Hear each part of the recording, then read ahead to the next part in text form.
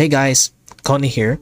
After my Wuthering Waves stream a day ago, and up to this day I still have a lot of issue with the game's performance and its optimization, to the point that I had to lower down everything in the game settings until it becomes a 360p funny clips or whatsoever. And yes, I am playing it on my phone, not on PC. Yet that doesn't stop me from playing, even though I'm aware that these limitations are hindering my experience in overall terms. Until now. And good news everyone, Wuthering Waves made a tweet in regards to day one issues about players who had optimization problems on their device, both on PC, laptop, or smartphones, whether it could be a low, mid, or high range specs. And they knew about this issue because it already happens in the Chinese server as well. And they already addressed it, so they gave us 10 lustrous tides as compensation. And apparently, this just came in as of now. And it's gonna be a long reading to do, but to simplify, they are fully aware of the game optimization issues, as I mentioned earlier. But not just that, they are apologizing to the community and newcomers about the inconvenience happened during their playthrough. Not to mention the recent comments on my previous video about mobile players can't get access to the game even on par with the minimum specs. They're actually fixing it. Plus, they added the skip button to the main story, and same goes to the character story as well, with the exception to the cutscenes. And they also optimized the combat experience and much more.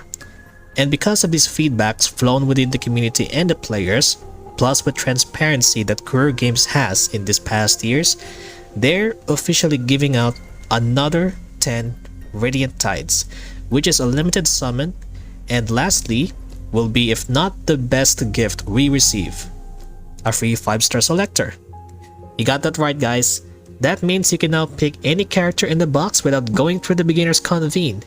You can now pick Kalcharo, Encore, Jiyan, Lingyang, and even Verena, without spending your summons, in which Hoyoverse could never do what Kuro Games can do.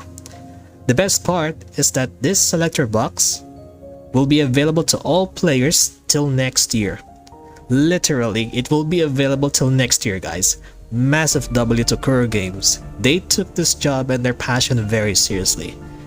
But again, this is not the main focus as to why I made this video, okay? Because we're not talking about the competition this time. I received a bunch of comments basically riding myself with the waves from Kuro Games, and honestly, maybe I am riding it with the waves because I have full support in the game, but that doesn't mean I'm a die-hard fan of it. Well, you could say I made a lot of statements that I don't have plans to play any Hoyoverse games. It's because I have my own reasons as to why. And then someone's gonna say, oh, it's because you're not enjoying the story. Oh, it's because you don't have good characters in your account. Oh, you should have played the game from the beginning. Bitch, shut the fuck up, okay? It's so annoying. I've been playing Genshin since day one until Summer comes out. This gameplay keeps looping over and over again. Just reruns with different mechanics, but the main point is still the same. With new regions coming out, the pacing will remain the same regardless, and the worst part is the toxic community, Paimon, and last but not least, there is no skip button. And I also like to bring up a topic about the thread on Reddit, discussions circulating in China saying they're apologizing to its competitor, Genshin Impact, and I was like, huh? Like, that's weird, but also funny, like, apologizing. Okay, Genshin had that same issue during launch, and you don't apologize to Breath of the Wild. Now that Wuthering Waves has an issue at launch and now you're apologizing to Genshin Impact? That is absolute bias. Okay, and this feels more like an ongoing agenda behind their backs, and again, I said this multiple times, even if Wuthering Waves' potential can be good or bad regardless of this issue and their fixes, these people will not stop hating, and they will not hesitate to keep spreading negative things about it, even attempting to dox or threatening like, dude, it's just a fucking video game, why do you have to be mad? Well, good thing I'm not in China because I'm a Filipino, so fuck off. But hey, at least we got 20 more pulls and a free 5-star selector in which Genshin can never. Now again, as I said earlier, this is not the main focus as to why I made this video, okay? Because we're not talking about this competition. The purpose of this video is to address the issue that no content creators have done this before. And that will be to address issues for all mobile players in every region, and majority are from Asia or Southeast Asia region, including myself, to those who play Wuthering Waves or rather wanted to play Wuthering Waves despite the hardware limitations. Now, I'm pretty sure that majority asked before the release of Wuthering Waves is this: what is the minimum and recommended specs in order to play this game?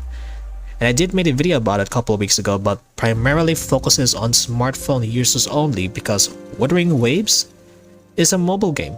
Well, technically it's also a PC and a mobile game, but seeing how demanding their feature was given the fact that this is their first game, runs on Unreal Engine 4, unlike Punishing Grey Raven that runs on Unity, it all makes sense as to why it has become a concern to the demographic that it might be too beefy on our smartphones, considering by how inflation got worse than before, and how difficult it was to find a job these days because you need a degree.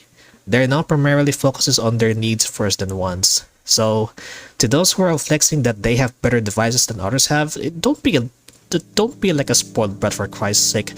Good thing we live in different regions. You'll see it for yourself soon if you experience the harsh reality in this world, even if you believe in yourself and saying, oh whatever, my parents can handle it so I can do whatever I want.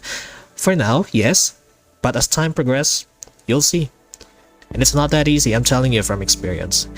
Anyway, again, let's go back to our main focus here. Day 1 of Wuthering Waves has launched, and so does the players all over the world ready to take step into this journey until this happened. Reviews are popping up in Google Play Store, showing their distrust or concerns to the game's potential because it had a lot of issues.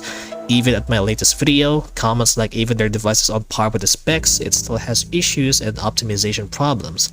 Some complain about lag spikes as frame rates dropped. Like, I just don't get it why content creators haven't made any address regarding to this, specifically for mobile users.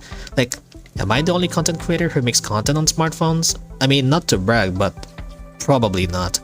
There could be someone else out there, I just don't know who it was. Not only that, I even received comments that they show displeasure to the game's potential, but not in a way they say that game is so lag even at lowest setting or in the medium setting with 60 FPS. I'm deleting it, I'm gonna install Genshin again. Broken game just like Tower of Fantasy.